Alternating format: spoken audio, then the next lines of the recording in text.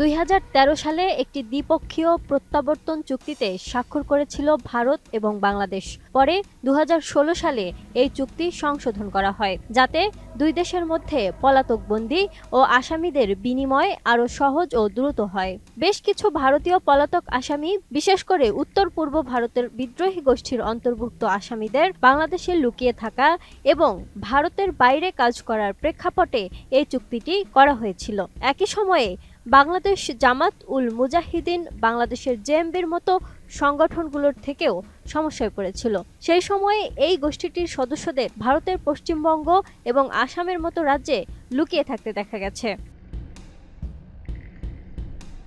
তখনকার বিভিন্ন সংবাদ মাধ্যমের প্রতিবেদন বলছে, বন্দি বিনিময় চুক্তির কারণে ২০১৫ সালে ইউনাইটেড লিবারেশন ফ্রন্ট অব আসামের শীর্ষ নেতা অনুপ চেটিয়াকে সফলভাবে বাংলাদেশ থেকে ভারতে ফিরিয়ে নেয়ার সুযোগ পেয়েছিল নয়াদিল্লি। তারপর থেকে এই চুক্তির মাধ্যমে বাংলাদেশ কর্তৃপক্ষ আরও একজন পলাতক আসামিকে ভারতের কাছে হস্তান্তর করেছে। ভারতও এই চুক্তির মাধ্যমে অতীতে বাংলাদেশের পলাতক কয়েকজনকে বাংলাদেশি কর্তৃপক্ষের কাছে হস্তান্তর করেছিল। তবে ১৭ নভেম্বর আন্তর্জাতিক অপরাধ ট্রাইব্যুনালে শেখ হাসিনার বিরুদ্ধে ফাঁসির রায় ঘোষণার পর তাকে দেশে ফেরানো নিয়ে নতুন করে চুক্তিটি আলোচনায় আসে। ভারত সাবেক এই প্রধানমন্ত্রীকে ফেরত দেবে কিনা উঠছে সেই প্রশ্ন।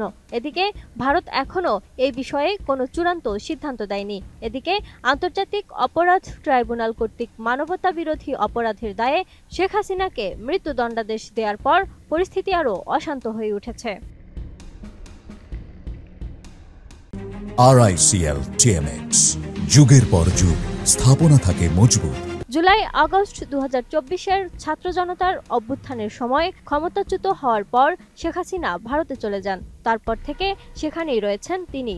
ইতোমধ্যে বাংলাদেশের অন্তর্বর্তী সরকার শেখ হাসিনাকে ফেরত পাঠানোর জন্য ভারতের কাছে একাধিকবার চিঠি দিয়েছে এবং অনুরোধ জানিয়েছে।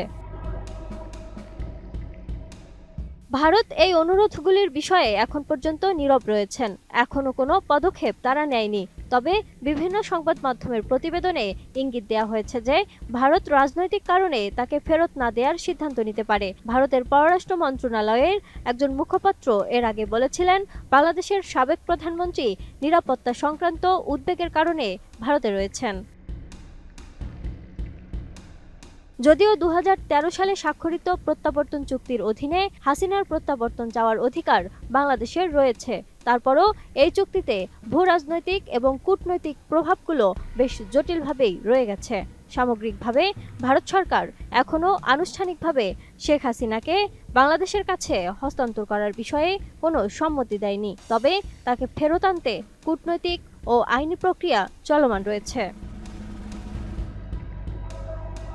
Lima Sayanti, desk report, 18 news.